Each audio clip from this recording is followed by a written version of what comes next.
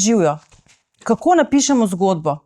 Kako najdemo junake? Kako določimo zaplet? Kako vse te stvari povežemo, da se na koncu potem stvari razpletejo tako, da ljudje to radi preberejo, da kaj novega izvemo, da se zabavamo in kar nam pač zgodbe dajo. O tem se bom danes pogovarjala s Mašo Ogrizek, pisateljico. Tamle v naročju ima pa Rubi. To je asistentka. Asistentka. Tudi sodeluje kaj pri nastanku zgodbe? To pa ne pustim. Ne? Ja. Avtonomija. Je preveč kritično ali... Recimo. V redu. Skratka, mi da se bomo danes pogovarjali, kako v bistvu napisati dobro zgodbo, kar je tudi ena od nalog v sklopu festivala Najst, ki poteka na Pilovi spletni strani www.pil.si/festival. Tam najdete vse informacije o tem, kako lahko sodelujete, kaj se pričakuje, kakšne so naloge. Poleg tega, da lahko napišete zgodbo, lahko sodelujete tudi s stripom, s pesmijo, s fotografijo. Skratka, veliko enih možnosti je. Na koncu pa boste lahko zmagovalci se udeležili enega luštnega srečanja, kjer boste lahko v živo spoznali med drugim tudi Mašo. Maša, daj mi ti povej, kako si se pravzaprav ti lotila pisanja zgodb? Jaz vedno začnem z liki. To se pisatelji razlikujemo med seboj, ne? Kad tudi pogovarjam ali pa berem kakšne intervjuje. Jaz do zdaj res tako rekoč brez izjeme začnem z likom, z osrednjim protagonistom. Moram reči, da je kar malo skrivnostno. V bistvu me obiščejo te liki. Jaz imam tudi zelo vizualno domišljijo, tako da jaz v bistvu ta glavni junak zagledam pred očmi, tako vizualno tudi. Potem pa iz tukaj izhajamo, v bistvu, zares gre za ene vrste druženje najprej s tem likom. Čim več moraš kot pisatelj vedeti o njemu, kakšen je, ne samo kako izgleda, kaj ima rad, česa ne mara, česa se boji. Potem pa ponavadi ni sama, ne v zgodbi, postaviš ga eno okolje, v interakcijo, daš mu prijatelje, družino, neko predzgodbo. In mene v tukaj pol, saj na začetku, kar samo pele do ene stopnje. Neki obrisi zgodbe se začnejo postavljati, pa slutam, kaj bi rada sporočila. Ampak vedno se pa trudim, da to ostane med vrsticami. Jaz recimo nikoli ne začnem s temo. Napisala bom roman ali pa strip, kaj se ima o izgubi, o žalovanju. Ne. Recimo pri knjigi Lisičja luna, recimo, sem jaz videla pred očmi deklico lisico, deklica, ki se spreminja v lisico, in potem, ker sem mogla si izmisliti razlog, neko predzgodbo, zakaj bi se ona sploh spreminjala, me je to peljalo proti koncu in je to končno sporočilo, recimo, ki ga je večino bralcev ali pa novinarjev razbrali, je bilo, da je to tema o minevanju, a ne o smrti, ampak to je pri meni vzniknilo na konc. Nisem začela recimo s tem. Pa te liki recimo, a temeljijo na kakšnih ljudeh, ki jih zares poznaš, ali so to čist neke nove osebe, ki si jih zamisliš? Kombinacija. Na začetku recimo, ko sem začela pisati Gospa s klobukom, ki je šla tudi pri Mladinski knjigi, štejem za eno takih prvih mojih resnih knjig. Tam je bil čist konkretna oseba, to je bila stara teta mojih otrok, se pravi ne babica, ampak stara teta. Ona je bila toliko zanimiva oseba, ekscentrična, nenavadna, da že res to, da sem jo spoznala, me je toliko močno nagovoril, ker karkoli je storila, že videz, vse skupaj me je toliko navdušilo, da je res kar klicala potem, da nekdo o njej knjigo napiše. Mislim, da je to bolj za začetnike značilno, da začnemo, da močno črpamo iz recimo okolice ali pa iz lastnih izkušenj. Potem s časoma se mi zdi, da se pa oddaljiš. Mene, tako kot je ta Gospa s klobukom, ampak tako rekoč vsi junaki v mojih knjigah so ekscentrični, čudaški. Tudi v vsakdanjem življenju me res take osebe zanimajo, ker so zanimive, nenavadne, so pa tudi na en način, jaz rečem temu, fotogenične. V njih je fino pisati, ker so ekstremne, izstopajo iz enega povprečja in potem, če daš več čudakov skupaj, neki taki psihološki trki, pa meni je humor blizu, tako da, če je malo nenavadno, čudaško, je pol hitro, smo blizu humorja, recimo. Recimo tema tega natečaja je tesnoba, a ne? Zdaj se mi zdi, da vsi imamo najbrž neke izkušnje z različnimi občutji, pa tako, a ne?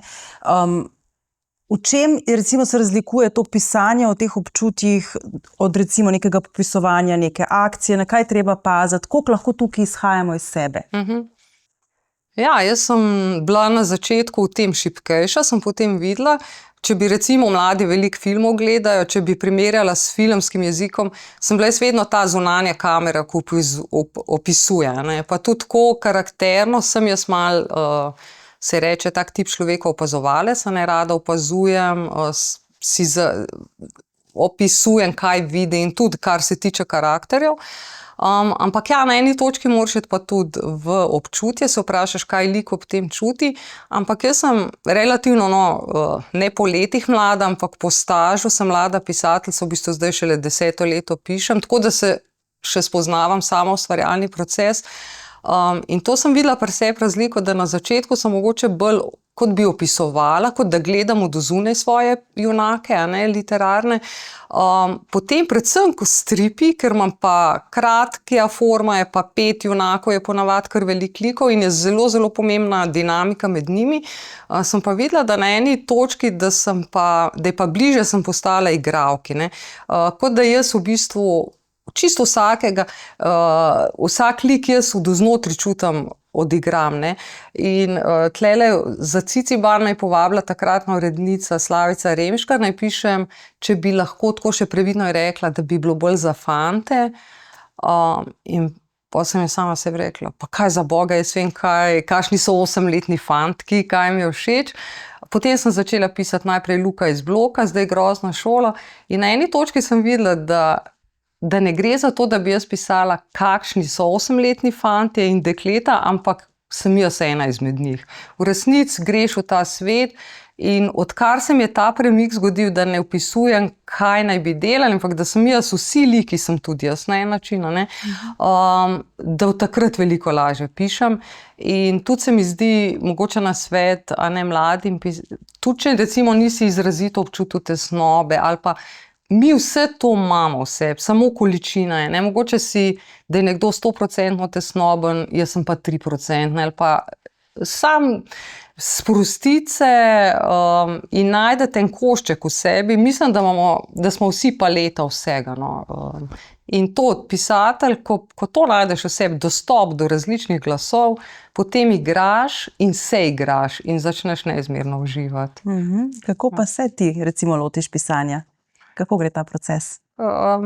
Ja, najprej je neka doba, je ta inkubacijska v smislu premetavanje po glavi. To se mi zdi tudi nevarno, mogoče sploh pri začetnikih, da to fazo predolgo vlečeš, ker čakaš, da bo že v glavi tista znamenita žarnica zasvetila. To je res. Jaz dobim idejo, ne vem, med sprehodi z Rubi velikrat ali pod tušem, kakorkoli.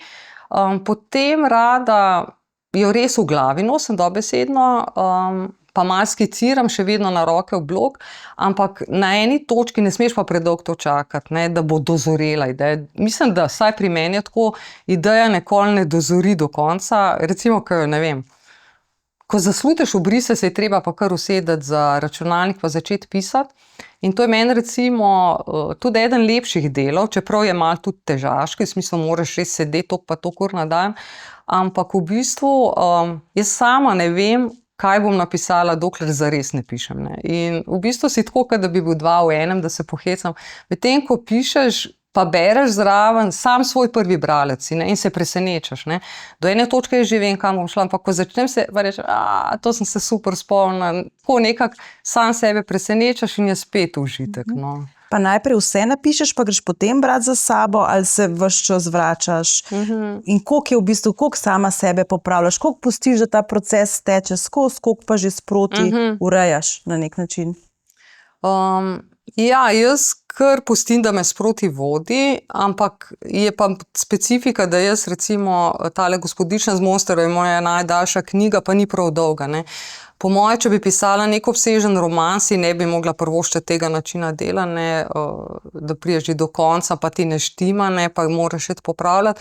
Tako da jaz v bistvu sem še vedno, no, do ene mere nezavedna pisateljica, neka kombinacija. Do ene točke vem, do ene točke pa v bistvu, kot sem prej opisovala, me sama pripoved vodi.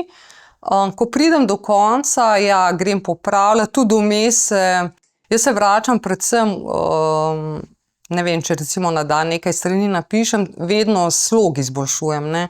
To pa kar sproti že. Jezikovno nikoli ne grem kar, da bi šla naprej. Se nenehno vračam že sproti, zato da jezik pilim pa izboljšujem. A imaš kakšen nasvet, kako naj... Jaz mislim, da veliko ljudi ima težave s tem samokritičnostjo, da se jim zdi, da ni dosti dobro, da oni tega ne znajo, da kako bi to premagali, recimo? Kaj, se kar lotimo? Ja, lotati se je treba, pa pač res ta klasična vaja dela mojstra, res je. Tudi kar se tiče navdiha, jaz imam še zdaj kolege, ne vem, to me preseneča, da že tudi taki uveljavljeni, da imajo že več knjig izdanih, da jih skrbi, da bojo izgubili navdih, da jim bo zmanjkalo idej. Mene to nikoli ne skrbi, se mi zdi kontra, da prav neka primerjava. Pisanje je do ene mere skrivnosten proces, saj meni nikoli do konca ga ne razumem, po drugi strani pa tudi delo, veščina, no, rečemo veščina, in jo je treba piliti, no, tako kot bi vadil inštrument, več vadiš, boljš ti gre. Predvsem pa dobiš zaupanje, se mi zdi. Več pišeš, bolj poznaš to svoje orodje, in pol res se mi zdi, da kot če bi hodil v fitness ali kaj, res prideš v formo, zato sem vedno znova jezna nase, kadar delam predolge pavze, ne, ker padem ven in je spet blazno težko zagnati mašinco. Potem pa ja, fino je, no, kontinuiteta, da res, če se lotijo, vztrajati, pa redno pisati in pa ja, biti tudi kritičen, pa kaj stran vršiti, ne. Kako pa veš, da je zgodba dobra? Mislim, da že sam čutiš. Meni je kriterij, da je nevidena, mislim, da ni že v nobenem pomenu, no, stereotipna ali pa zlajnana, se pravi, in ti pri sebi se mi zdi začutiš, ko si najdu nekaj izvirnega. Pa pristnost se mi zdi, to tudi veš, ali oponašaš nekoga drugega. To je tudi na začetku čisto, vsi tako začnemo na en način, ne, da poskušaš biti nekomu podoben ali nekemu načinu pisanja, potem pa začutiš, ko postaneš ti, ne, kaj en svoj ton najdeš, svoj glas kot pisatelj in... Pa daš potem komu prebrati, kakšni testni bralci ali kaj takega? Na začetku, zdaj živim sama, ker sta se otroka že odselila, sta velika. Dokler smo živeli skupaj, sem jih maltretirala, pa predvsem sin, no, sin ima afiniteto do branja in tudi pisanja. On je bil kar tako, no, moj prvi bralec. Zdaj sem pa že tako, ne vem, toliko imamo zaupanje tudi z založbami, da v bistvu zdaj pogosto celo preden je končano delo, že v bistvu pošljem urednici, da že določimo recimo, no, a je zanimivo za objavo, kakšen format, do kdaj. Kar se mi zdi fino, ker potem postane res profesionalno, ne, to je moje delo zdaj in... Koliko si pa pustiš v bistvu posegati v svoj tekst? Urednikom? Recimo, ja, pa testnim bralcem. Nič. Ne, dosti malo. Imam to, ne, jaz recimo nikoli ne bi izdala knjige v samozaložbi, recimo, brez založbe, brez urednika. Zelo, zelo zaupam. Tako da se je nekajkrat zgodilo, da so idejo ali pa tekst v celoti zavrnili in sem vedno brez pomisleka sprejela. Potem, ko je pa enkrat tekst več ali manj končan, saj do zdaj je bilo tako, da gre za eno, recimo, poglabljanje. Recimo to knjigo Gospodična z Monsterom sem delala z Alenko Velar, je bila super, super izkušnja. V bistvu je ona prav to me opozarjala, kaj so prej govorile, kjer sem ostajala preveč zunaj, da sem popisovala dogajanje, me je ona vedno opozorila, ne, imam to šibko točko, je rekla, to se je zgodilo, kaj pa junak čuti ob tem. In samo to me je mogla opozoriti, ker to je tudi v bistvu zunanji bralec, njemu ni jasno, tebi kot pisatelju ti vse veš, in ko on bere, urednik recimo te opozori, kje pa bralcu ni jasno, kje zmanjka, in v bistvu sem pogosteje, da bi popravljala, poglabljam, razširjam. Ja. Eno zelo pomembno besedo si uporabila, se mi zdi, zavrnitev. Saj vemo, da zelo veliko znanih pisateljev je bilo tudi zavrnjenih, J.K. Rowling najbolj znana med njimi. Kako pa se spopadaš s neko kritiko, zavrnitvijo? Jaz v bistvu šele še za nazaj gledam, ker si jaz nisem rekla, ko bom velika, bom pisateljica. In potem v bistvu sem imela kar dolgo zgodovino zavrnitev. Recimo pošiljala sem na Ciciban, pa sem včasih dobila tudi kakšno malo zafrkljivo zavrnitev. Sploh, ko sta bila otroka majhna, sem začela pošiljati neke pesmi in jaz vem, da pesnica res nisem, ampak so se mi zdele zabavne, neke rime pa tako. Ampak so me v bistvu vztrajno in prijazno zavračali, ne nekajkrat, recimo na Cicibanu. Ampak ne, mi je hecno, da v bistvu niti nisem kot zavrnitev čutila, ker nisem tudi takrat še tako resno mislila. Ampak očitno, da ena želja v meni je bila pa dovolj močna, da sem vedno znova, oziroma zorelo je delo. Potem sem pa vedno znova pošiljala in mi zdaj tudi ni žal, da sem bila prej zavrnjena, ker pa recimo prvi tekst, ki so ga sprejeli na Mladinski knjigi, Gospa s klobukom, je bilo pa pol tako bumno. Takrat je šlo pa vse gladko. Se mogoče, če tudi malo pove, kako pa sploh pride do objave knjige? Kakšen je ta proces?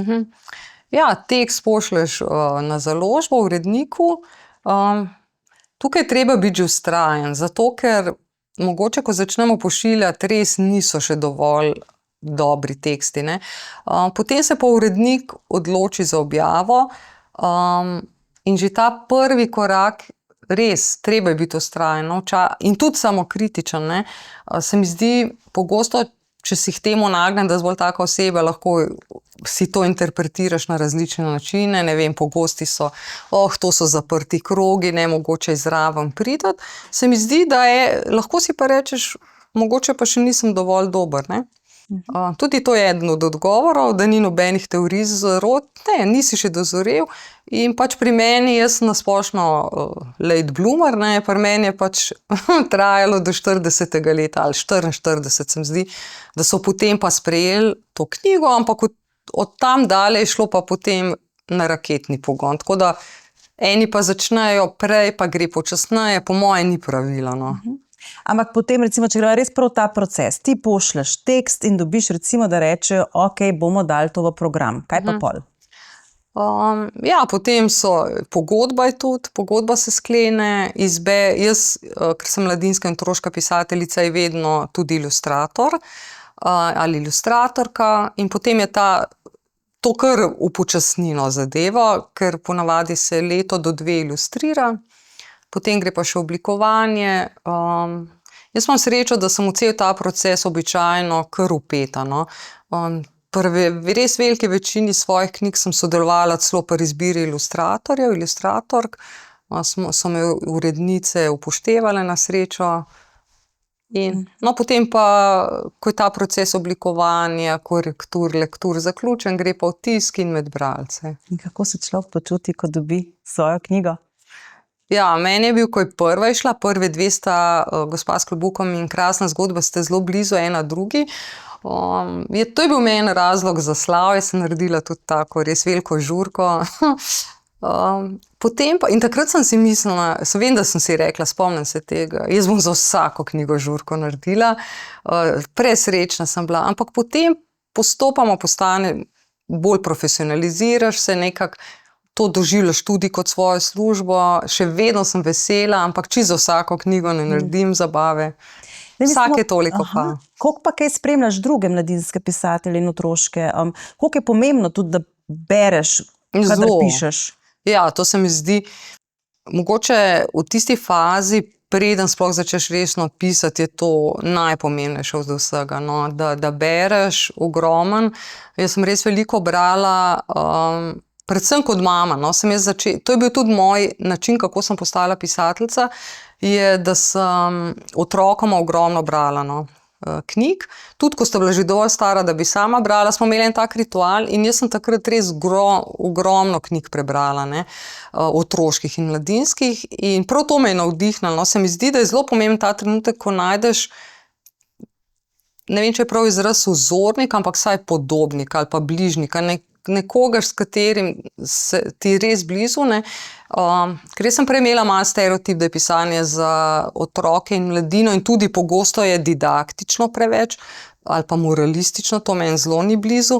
Tako da, ko sem jaz šele zdaj, ne, ko sem bila sama otrok, še niso bile prevedene, ko sem pa s Tove Jansson srečala, pa našega Petra Svetino, ta mal nonsens mi je bil blizu, pa Roalda Dahla, smo celo zbirko prebrali. Zdi se mi pomembno, no, to, da veliko bereš, da na en način vidiš, kako drugi pišejo, najboljše, da se zgleduješ po res vrhuncih, ne, recimo po dobitnikih nagrade Astrid Lindgren, a ne, da res vidiš, toliko visok moraš postaviti si, recimo, morda nedosegljiv ideal, ampak vsaj ideal, no. Pa tudi fajn je tudi iz spoštovanja in iz vseh vidikov je super tudi kolege brati, a ne. Tukaj sem pa, moram reči, imam pa prav slabo vest, da sem zadnja leta, včasih sem veliko več, ne vem, ker sama veliko pišem, pa drugih stvari imam veliko, tako da mogoče domačo produkcijo pa zadnja leta malo slabše spremljam, ampak sem si obljubila, da bom to popravila. Dobro, hvala. Dejva se zdaj še čist na koncu, se dejva še vrniti na začetek, tam, kjer sva štartali. Festival Najst, ki poteka na Pilovi spletni strani in pod pokroviteljstvom oziroma ga je omogočila Javna agencija za knjigo. Kot sva rekli, tema je tesnoba. Kako bi se ti tega lotila? Jaz bi po moje, ker mi ni tako blizu, ne, sigurno, kot sva prej rekla, en delček mene, mislim, 1% tesnobe bi tudi v sebi našla, ampak ker ni recimo to ena zelo mi blizu izkustveno stvar, mislim, da bi šla prebrati nekaj romanov na to temo. Sem prav danes pogledala, ker sem vedela, kaj me boš vprašala, ne, da je to tema. Ne vem, videla sem, da je en roman 130 utripov na sekundo, recimo naslov. Poiskala bi romane že s to tematiko, jih prebrala, potem bi tudi, mislim, da bi šla gledati kakšne dokumentarce ali pa brati kakšne članke, tako da bi res poznala snov. Potem bi, tako kot sem rekla, da jaz vedno začnem, bi si izbrala, kdo bi bil glavni protagonist, ne, jaz mislim, da bi bilo dekle, najstniško dekle. Potem bi pa ustvarila neko okolje, da bi se sprašala, zakaj je tesnobna, ne, kaj povzroča to tesnobo in kako se tudi razplete. Ti si kdaj sodelovala na kakšnem natečaju? Ne, mislim, da jih takrat niti še ni bilo toliko, ampak recimo za šolski časopis sem pa vedno pisala v šoli. Od nekdaj sem rada pisala, no, spise, objavljala sem v teh šolskih časopisih, tako da to sem pa uživala. Na natečajih pa mislim, da ne, v srednji šoli potem pa, v srednji pa sem. Skratka, hvala vama, Maša in Rubi. Hvala za vabilo. Ja. Vam želim veliko navdiha, ko boste pripravljali zgodbe o tesnobi. Kot rečeno, zmagovalci pa se potem dobimo decembra na prireditvi, na srečanju, kjer bo tudi Maša in mogoče tudi Rubi. Mogoče. Ja. Hvala, adijo.